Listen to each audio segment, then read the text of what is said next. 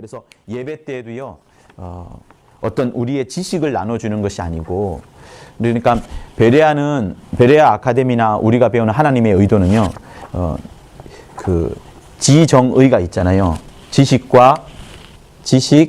감정, 의지. 이게 이제 우리 혼을 말하거든요. 영혼 육 중에서 혼적인 부분이 이 세 가지를 통틀어서 말하는 것을 혼이라 그래요. 그래서 지식도 필요하고 감정도 필요하고 의지도 필요합니다.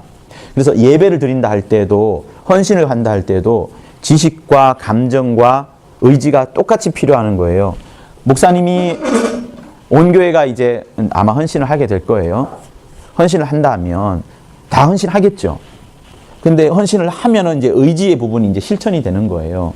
근데 왜 헌신해야 되느냐라는 것들이 자기 마음속에 들어와야 돼요. 하나님의 말씀이 내 안에 들어오고 그 말씀으로 내가 완전히 감동이 되어서 헌신하는 거잖아요. 자, 하나님의 말씀이 우리 안에 들어오는데 어떤 때는 그 말씀이 부담이 되어요. 그죠? 부담이 될 때도 있고, 또 같은 헌신하는 날이지만 2013년도에는 내가 부담이 됐었는데 2014년도에는 부담이 아니라 굉장히 기뻤다. 우리는 이런 두 가지 경험을 다 해봅니다. 똑같이 하나님의 말씀이 들어와요. 하나님의 말씀이 지적인 부분들이 들어오는데 2013년도에는 부담이 되었고 2014년도에는 행복하고 즐거웠어요. 자, 어쨌든 헌신을 했습니다. 2013년도에는 억지로 했고 2014년도에는 기쁜 마음으로 헌신을 했습니다. 우리는 항상 이 테두리 안에 살아요. 이 테두리 안에. 하나님의 말씀이 주어지면 기쁜 마음으로 하기도 하고 또 억울한 마음으로, 슬픈 마음으로, 억지로 하는 마음, 인색한 마음으로도 하긴 하지만 했으면은 이 의지 부분이 실천이 된 겁니다. 그래서 기쁜 마음이 있는 사람들은 당연히 기쁜 마음으로 실천을 하겠지요. 근데 마음이 슬프고 답답하고 좀 짜증이 나면 이 헌신을 하지 않을 수도 있어요. 그죠? 그러니까 우리 모두는 이 틀 안에서 살고 있어요. 사랑하는 성도 여러분, 베레아 아카데미, 하나님의 의도, 그리고 우리가 주일 오전에 듣는 메시지는 다 이 부분이 감춰져 있어요. 감정과 의지는 감춰져 있어요. 지식적인 부분이 우리에게 먼저 들어오는 겁니다. 하나님의 진리의 말씀, 설교를 통해서 진리가 우리 안에 막 들어오죠. 들어오면 그때 우리가 받아들인 이것을 어떻게 받아들이는가 하는 감정의 부분이 있어요. 그 말씀을 받아서 기쁜 경우가 있고 또 좀 답답한 경우가 있고 마음이 어두워지는 그런 경우도 있습니다. 감정이라는 부분이 여러분 왜 중요한가 하면 보세요. 구원을 받았을 때 내가 처음 구원받을 때 한번 보세요. 처음에는 죄 때문에 무서워요. 죄 때문에 답답합니다. 내 감정은 답답한 곳으로 지금 갇혀져 있어요. 그런데 정말 주님의 말씀이 들어와서 주님이 나를 사랑한다는 그것이 기쁨 확실하게 확 퍼져나갔을 때는 내 감정이 굉장히 행복해집니다.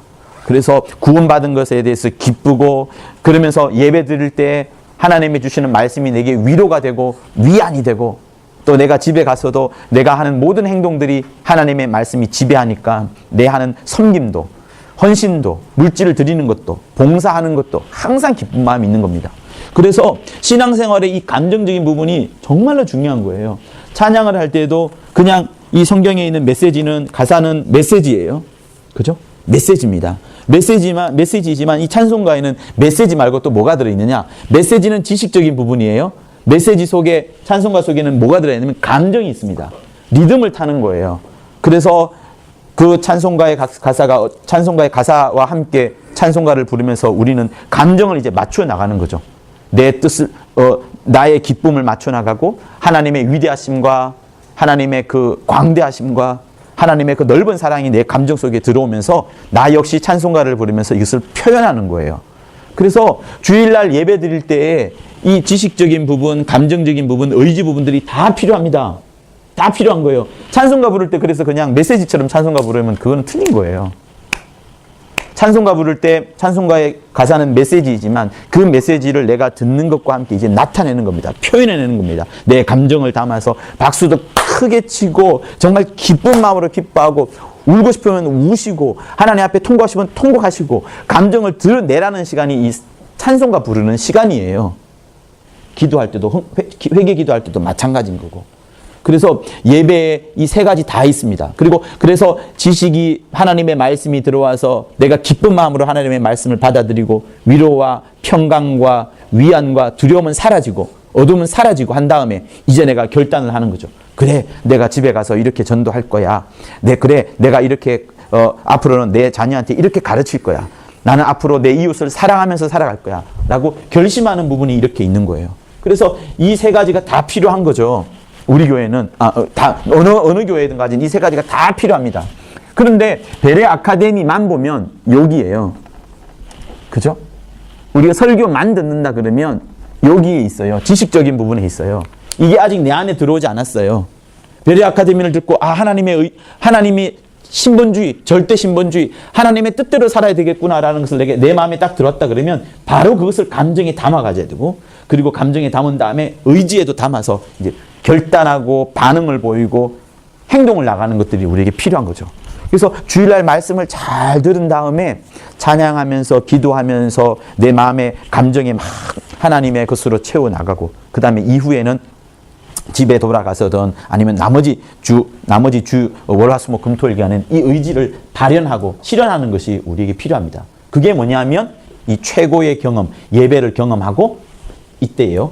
그리고 예배하는 삶, 나의 삶이 필요한 거예요. 나머지 월화수목 금토일간의 삶 동안에는 주일 오전에 들었던 메시지를 가지고 내가 의지를 갖고서 실천하는 그거, 이게 이제 예배하는 삶을 말하는 거예요. 그래서 주일날 헌신하는 것이 사실은 아니에요, 여러분. 헌신 예배 때 헌신하잖아요. 헌신 예배 때 헌신하지만 사실은 주일날에는 우리가 하나님으로부터 말씀을 듣는 시간입니다. 하나님으로부터 명령을 듣는 시간이에요. 말씀을 듣고 명령을 들은 다음에 그때 그냥 듣는 것이 아니고 내 감정을 담고 내 기쁜 마음을 담아내는 거예요. 그리고 나머지 6일간의 삶을 살아가면서는 의지를 발휘해서 이대로 살아가는 거죠.